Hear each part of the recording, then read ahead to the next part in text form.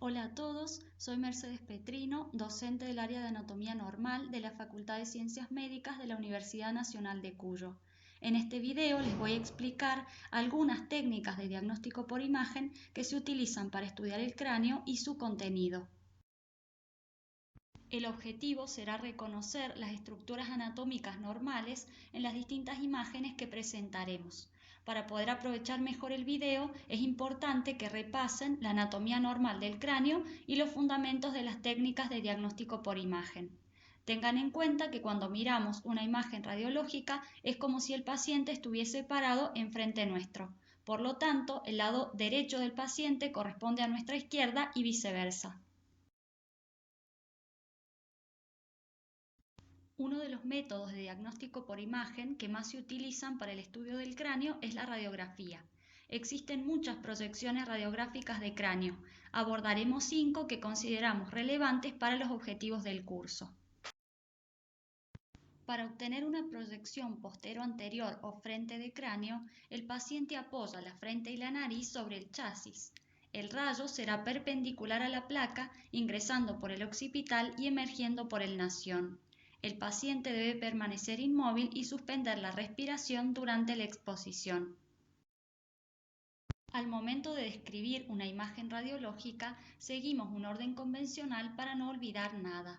En primer lugar, mencionamos el tipo de estudio. En este caso, se trata de una radiografía. Luego, la región anatómica que muestra la imagen. Aquí, por ejemplo, una radiografía de cráneo. A continuación, la proyección, que refleja la dirección del rayo. Y así completamos la descripción de la imagen, diciendo en este ejemplo que es una radiografía de cráneo de frente que corresponde a una proyección postero-anterior.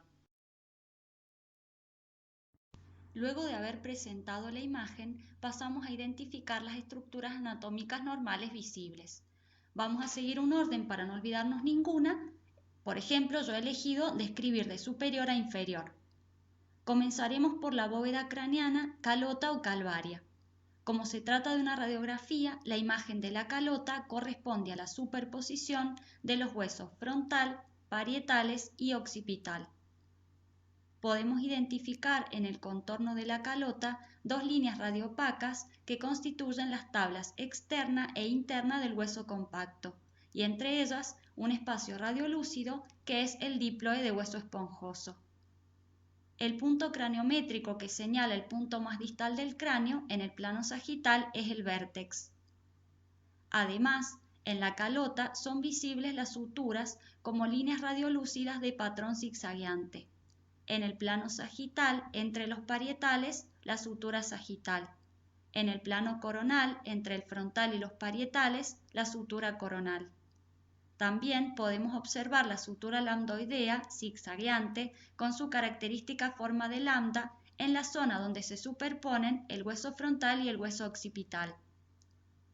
La sutura metópica es la articulación entre los dos huesos frontales antes de que se fusionen formando un solo hueso, lo que puede ocurrir desde el nacimiento hasta los 8 años. En algunas personas puede persistir toda la vida como una línea radiolúcida que se extiende desde el nación y en este caso se debe hacer diagnóstico diferencial con una fractura del hueso frontal. En la porción escamosa del frontal observamos los senos frontales de aspecto radiolúcido, pues se trata de cavidades neumatizadas, es decir, llenas de aire. En la misma zona y por la superposición de imágenes visualizamos dos estructuras radiopacas del etmoides, la crista Galli y la lámina horizontal o cribosa. También observamos las cavidades orbitarias y dentro de ellas dos líneas radiopacas. La superior corresponde al ala menor del efenoides y la inferior, también denominada línea innominada, al ala mayor. Superpuesta a la mitad inferior de la cavidad orbitaria y al hueso maxilar, encontramos una estructura densa radiopaca que es la porción petrosa o peñasco del temporal. En el centro de la imagen se encuentran las cavidades nasales derecha e izquierda, separadas por el tabique nasal, constituido por la lámina perpendicular del etmoides y por el hueso vomer. Dentro de las cavidades nasales se distinguen estructuras radiopacas que corresponden a los cornetes nasales medios e inferiores. Los superiores no se visualizan por estar superpuestos con otras estructuras. Las masas laterales del etmoides están llenas de aire. Estas cavidades neumatizadas reciben el nombre de celdillas etmoidales y se observan como espacios radiolúcidos localizados entre las cavidades nasales y las órbitas. Las cavidades neumatizadas de mayor tamaño corresponden a los senos maxilares, imágenes radiolúcidas de forma triangular localizadas en ambos huesos maxilares cuyo vértice apunta hacia la órbita. A ambos lados se visualizan las apófisis mastoides del temporal. En su interior observamos una región radiolúcida que corresponde a las celdillas mastoideas llenas de aire. Además, podemos visualizar ambos huesos maxilares y la mandíbula con sus partes, cuerpo, ángulos y ramas.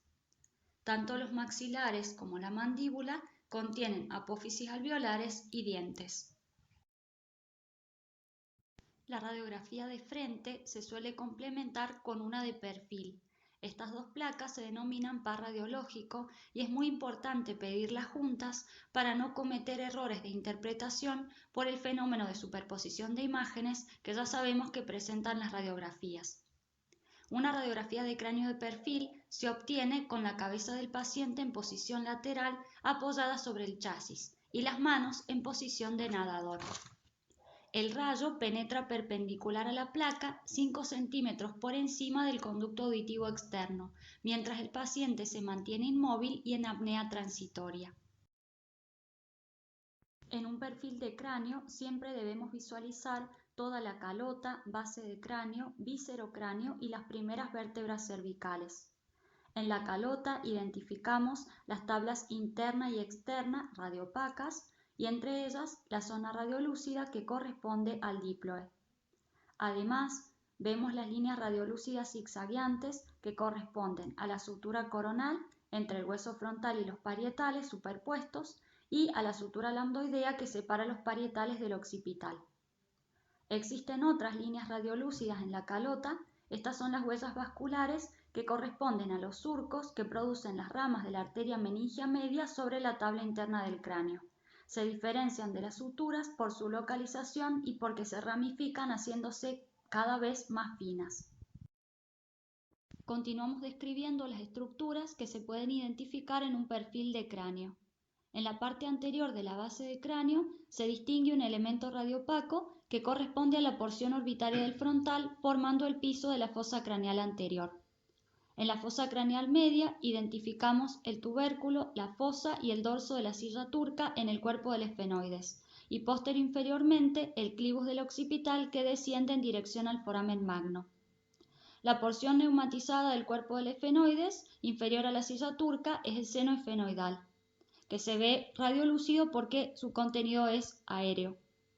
Asimismo, observamos los senos frontales radiolúcidos superpuestos en la porción escamosa del frontal. Inferior al seno frontal, el espacio radiolúcido circular corresponde a las cavidades orbitarias superpuestas. Otro espacio radiolúcido, por estar neumatizado, posterior a la cavidad orbitaria y anterior al seno esfenoidal, son las celdillas etmoidales superpuestas. Inferior a las cavidades orbitarias encontramos a los senos maxilares, que también se hallan superpuestos. Se trata de una imagen triangular radiolúcida en la localización del hueso maxilar. En un perfil de cráneo, el peñasco del temporal es la estructura más radiopaca de la base de cráneo. En su interior se distingue el conducto auditivo externo, un pequeño círculo radiolúcido que está lleno de aire. Posterior a la porción timpánica del temporal encontramos las celdillas mastoideas, es decir, la porción neumatizada de la apófisis mastoides del temporal.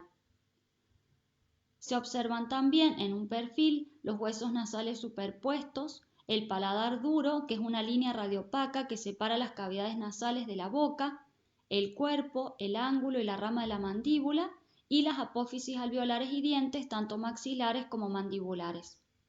En la porción cervical son visibles las primeras vértebras cervicales, atlas, axis y C3. Antes de continuar con otras proyecciones, vamos a hacer un breve repaso de las cavidades neumatizadas del cráneo. Son 5. Los senos frontales, que se visualizan tanto en las radiografías de frente como en las de perfil, las celdillas etmoidales, que también son visibles en las dos proyecciones mencionadas, al igual que los senos maxilares y las celdillas mastoideas, y el seno esfenoidal, que es el que se ve solamente en la proyección de perfil. La proyección de Cadwell o frontonasoplaca se obtiene cuando el paciente apoya frente y nariz sobre el chasis y el rayo ingresa en forma oblicua superior a la protuberancia occipital externa y emerge en el nación. Se trata de una imagen muy similar a un frente pero con la mandíbula cortada y se utiliza para el estudio de la porción superior del viscerocráneo, especialmente de los senos frontales. De hecho, los senos frontales y las celdillas etmoidales se visualizan muy bien, mientras que los senos maxilares, aunque visibles, se superponen con la porción petrosa del temporal. Como la placa está centrada en la región superior del viscerocráneo, se aprecian muchas de las estructuras que hemos descrito en la radiografía de frente. Para obtener una proyección de Waters o mentonasoplaca, el paciente apoya el mentón sobre el chasis y extiende el cuello retirando la nariz. El rayo ingresa perpendicular al chasis y emerge a la altura del labio superior. Se puede tomar la placa con la boca abierta o cerrada. La mentonasoplaca se solicita expresamente para visualizar los senos maxilares, puesto que por la posición del paciente se logra que los peñascos del temporal queden por debajo del piso de los senos y estos se ven en su totalidad sin superposición. También se observan los senos frontales y el seno esfenoidal a través de la boca abierta.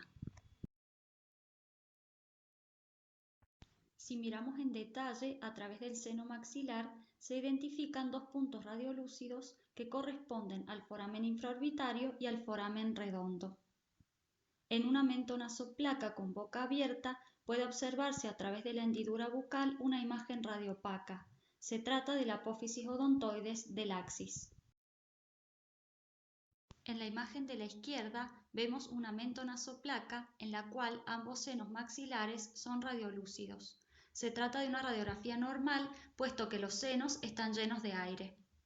En la imagen de la derecha, en cambio, el seno maxilar izquierdo está ocupado y se ve radiopaco, lo que comúnmente se describe como velado. Probablemente el paciente tenga sinusitis y el seno esté lleno de moco. Para obtener una radiografía de Kabum, el paciente es colocado en perfil estricto, entrando el rayo 2 traveses de dedo por encima del trago de la oreja. Si observan la imagen radiológica, esta se parece a un perfil de cráneo, pero en este caso ni la calota ni el viscerocráneo se ven completos. Tengan siempre en cuenta este dato para no confundirse entre las dos proyecciones. Esta radiografía se utiliza para explorar la vía aérea superior, especialmente la nasofaringe o rinofaringe, que también se denomina Kabum. En una radiografía de Kabum normal, la vía aérea debe ser radiolúcida. La faringe constituye la porción superior de las vías respiratoria y digestiva y se divide en tres partes. La rinofaringe, posterior a las cavidades nasales, se extiende hasta el paladar blando. La orofaringe, posterior a la boca, desde el paladar blando hasta el borde superior del epiglotis. Y la hipofaringe o laringofaringe, que termina a la altura de la vértebra cervical C6.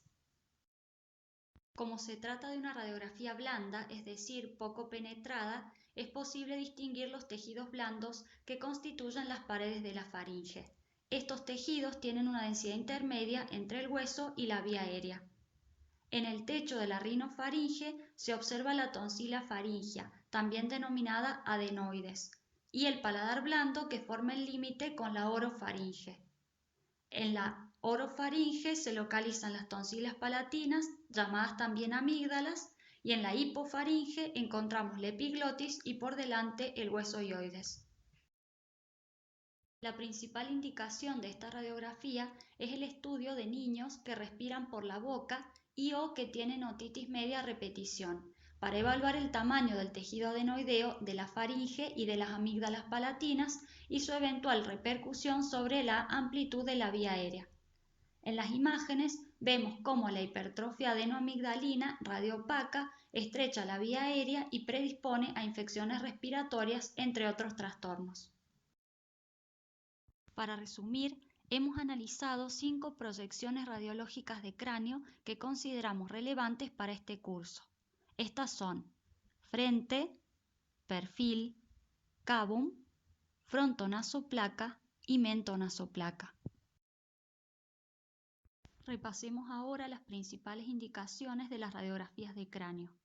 El par radiológico frente y perfil se solicita en el contexto de un traumatismo encefalocraniano leve, es decir, con Glasgow 15 en 15, sin signos de alarma, también para el estudio de los senos paranasales, malformaciones craneales, búsqueda de cuerpos extraños o en el caso de desórdenes metabólicos que causan defectos óseos.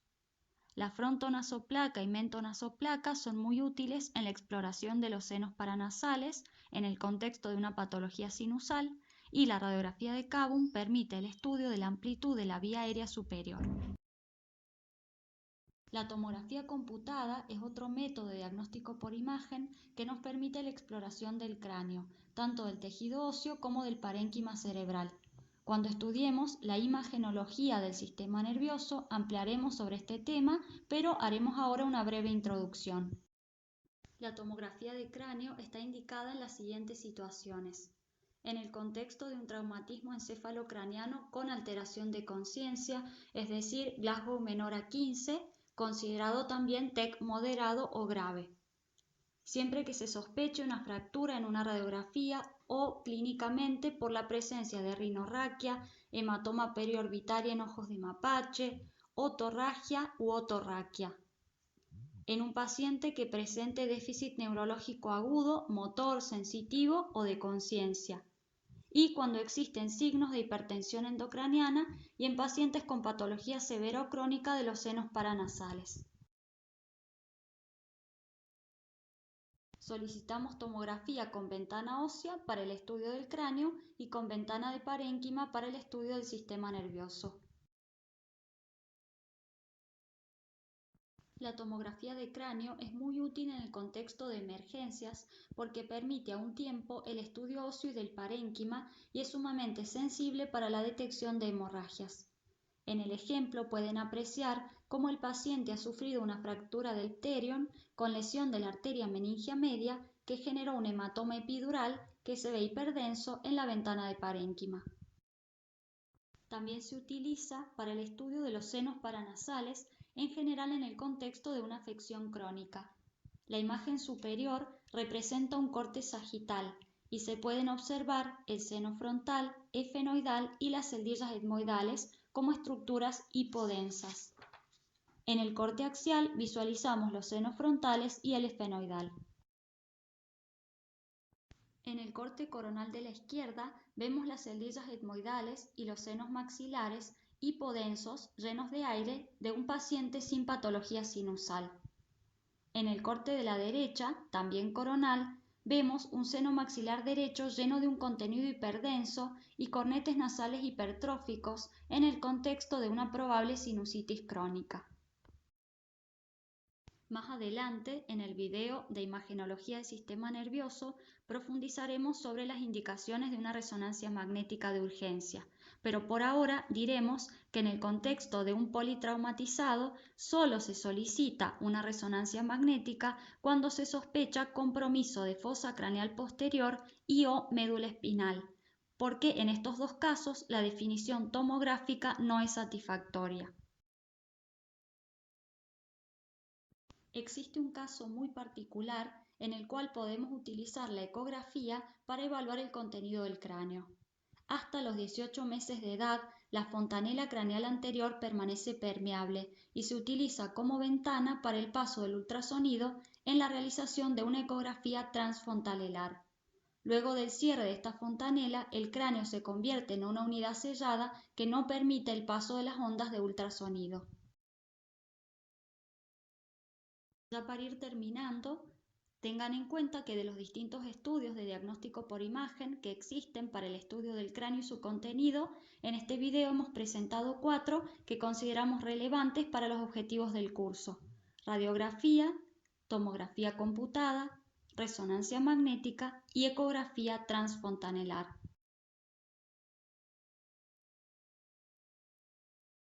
Muchas gracias por su tiempo. Cualquier duda, inquietud que tengan, pueden consultar con sus tutores o plantearlo por el foro, al igual que hacernos llegar sugerencias. Muchas gracias.